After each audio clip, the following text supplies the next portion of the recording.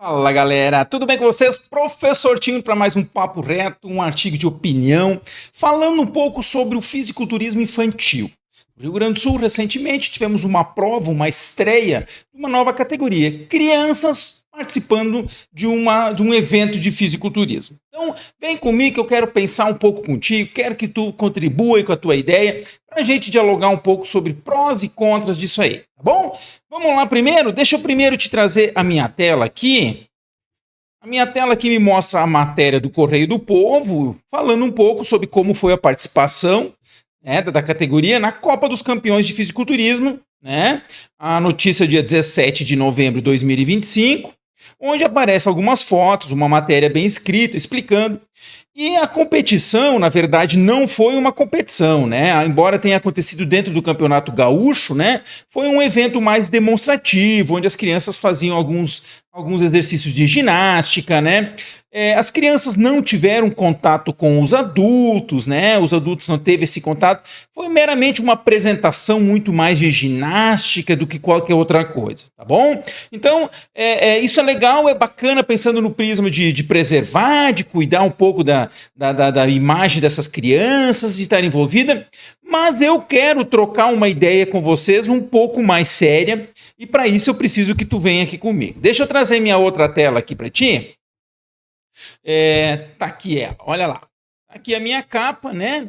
E aí o seguinte, né? O que a gente pode ver aí de coisa boa e coisa ruim? Eu acho que é muito bacana pensar que a criança em frente a um palco, né? E eu tenho filhos, e a minha filha, por exemplo, participa de eventos de dança, e estar em cima de um palco, demonstrando o seu corpo, seja na dança ou em apresentações nesse modelo, é muito bacana. Estimula a consciência corporal, controle motor. Desde cedo a criança tem todo esse controle motor que é importante para ela. É importante porque pode promover uma disciplina, né? Autoestima, de estar à frente de várias pessoas te olhando, sendo aplaudido. Isso é bom para fortalecer a autoestima da criança. Oferece um estímulo para uma atividade física fora do sedentarismo, muito provavelmente, né? Essa criança vai se mexer, né? Como a atividade acontece com movimentos em cima do palco, certamente ela vai querer se mexer fora dela, treinar um pouco mais, pensar em uma coisa para outro ano, o que é muito bacana. E ainda, além disso, adiciona outros hábitos saudáveis. Quem sabe ela vai se cuidar um pouco com o seu peso, quem sabe ela vai querer, né, ter outros hábitos saudáveis, né? Desde dormir mais cedo, ao invés de ficar na tela tanto tempo, ficar treinando algumas coisas. Bem bacana, acho muito legal tudo isso. Mas tem um detalhe que eu vejo assim, vamos chamar isso de riscos, né? Porque veja bem, né? Até que ponto a gente não vai estar criando um padrão em que a estética, né, seja o padrão ideal. Neste primeiro momento de festivo, de trazer a criança para o palco, quem sabe não, mas vamos olhar um pouquinho para frente. Imaginem os próximos torneios, imaginem aqui 5, 10 anos. Será que a gente vai ficar limitado a uma brincadeira no palco, né? Será que não vai criar uma pressão estética assim para ter um corpo magro, já tentando trazer o padrão que a sociedade e as mídias têm trazido? Até que ponto a gente não vai estar querendo que a criança tenha esse corpo que o adulto tem, né? A gente tem visto essa estética, né, sendo muito forte para os adultos e com vários transtornos. Será que a gente não vai criar isso também nestas crianças, né?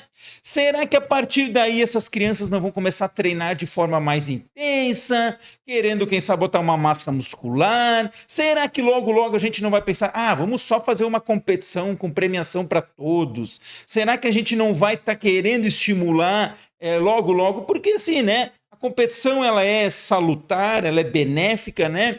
Mas aqui nós estamos falando de uma competição em que se prima pelo corpo, e esse corpo pode ser aquele corpo maior. Então, uma coisa pode acontecer daqui para frente, né? E isso vai trazer riscos, quem sabe, físicos, saúde, né? Quando a gente começa a pensar que uma outra criança, não, vou botar um pouco mais, tentar treinos mais intensos para ter mais hipertrofia, mais massa muscular. Porque, veja bem, a gente vai acabar transpondo nossa forma de entender a competição para a forma da criança.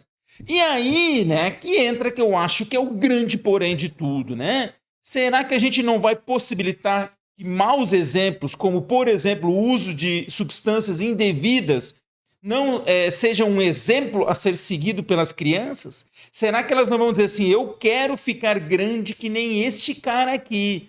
E desde cedo ela vai ter esse pensamento. E aí diz, mas o que tem, professor? Qual é o problema? O problema é que a gente está falando de substâncias que são proibidas, que são compradas ilegalmente, que são receitadas de forma ilegalmente pelos médicos, e até que ponto a gente vai estimular isso. E aí eu vou trazer mais um texto que eu fiz para poder trazer bem claro a minha ideia. Existe esse receio importante. O que é? Olha só, a musculação para o público geral, ela surgiu pensando numa prática voltada para a saúde, né? Nós temos, obviamente, o treinamento de força do atleta, que vem de muitas décadas atrás, mas a musculação, quando começou a ser transformada, digamos assim, para o público geral, o objetivo estava no bem-estar, na saúde, né? E, obviamente, que a estética também entrou nessa parada. Só que, com o passar do tempo, nessa última década, né, o cenário nosso deslizou para um lado extremamente forte, onde a busca da aparência, onde a massa muscular, onde tudo isso superou qualquer critério de saúde, né? Fazendo, inclusive, que a gente comece a achar normal o uso de esteroides anabolizantes.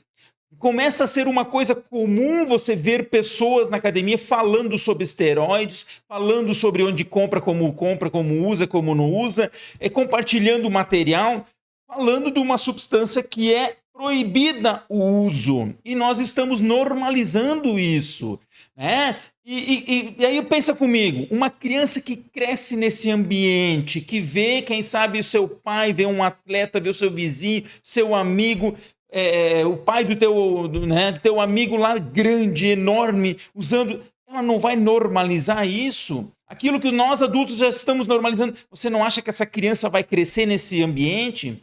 Então, tanto o uso da substância como essa obsessão por estética vai ser uma coisa que vai ser naturalizada, e a criança vai querer reproduzir esse padrão.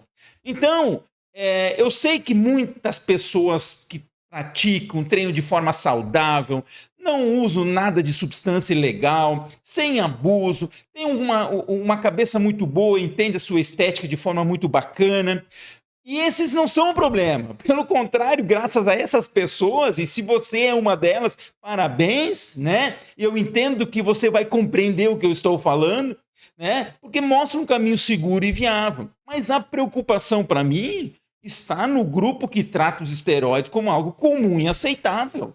Aí que entra o problema. Não podemos normalizar esse comportamento. E se nós começar a passar isso para dentro de um ambiente infantil, a gente sabe que esse problema vai se tornar ainda maior.